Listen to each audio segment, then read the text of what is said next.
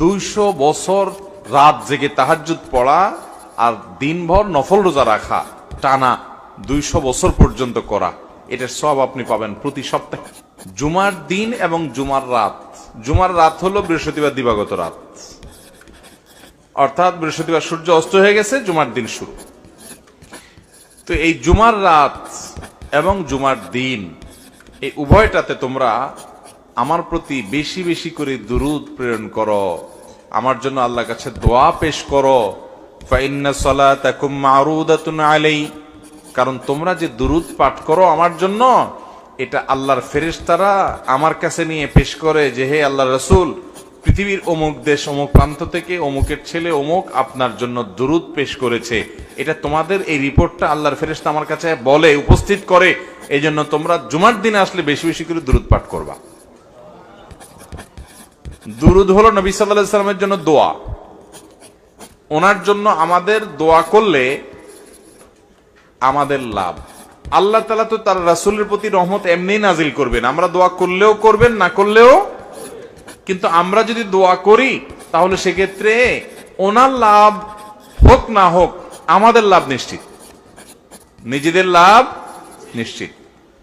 আল্লাহ তাআলা তার রাসূল সাল্লাল্লাহু আলাইহি সাল্লামকে অনেক ভালোবাসেন, অনেক মহব্বত করেন। তার নবীকে তিনি অনেক মহব্বত করেন দেখে তার নবী, তার জন্য কেউ দোয়া করলেও আল্লাহ তাআলা তার প্রতি রহমত নাজিল করে। আর শুধু রহমত নাজিল না, মান সাল্লা আলাইয়া মাররাতান সাল্লাল্লাহু আলাইহি আশরা, নবী সাল্লাল্লাহু আলাইহি সাল্লাম বলেছেন যে ব্যক্তি আমার প্রতি একবার দুরূদ প্রেরণ করে, একবার নবীজির জন্য দোয়া করে, আল্লাহ তাআলা ওই ব্যক্তির প্রতি 10 বার রহমত নাজিল করে। কয়বার রহমত নাজিল করে? রহমত নাজিলের মানে বুঝেন? 10 বার আল্লাহ অনুগ্রহ করেন, দয়া করেন।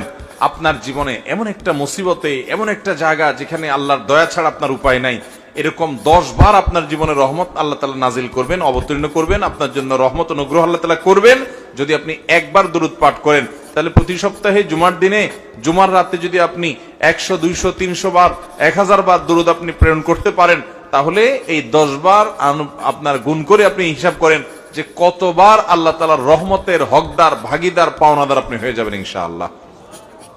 অতএব জুমার দিনে দুরূদ বিশেষ করে পড়বো তো ইনশাআল্লাহ। দুরূদ পাঠের শ্রেষ্ঠ সিজনই হলো জুমার দিন। দুরূদ পাঠের শ্রেষ্ঠ সিজন কোনটা?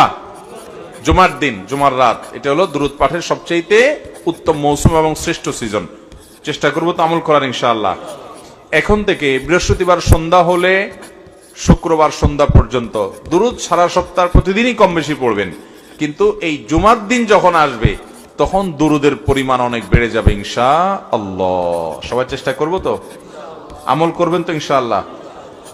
এবং যাতে একে অন্যকে স্মরণ করে দিতে পারি সেজন্য পরিবারের সদস্যরা কোন এক ম্যাচে একসাথে আসেন, কোন এক জায়গায় একসাথে থেকে অন্যকে স্মরণ করে দিবেন যে ভাই জুমার দিন শুরু হয়ে গেছে, বৃহস্পতিবার সন্ধ্যা হওয়া মানে জুমার দিন শুরু হয়ে গেছে। অতএব কি আমল শুরু করো?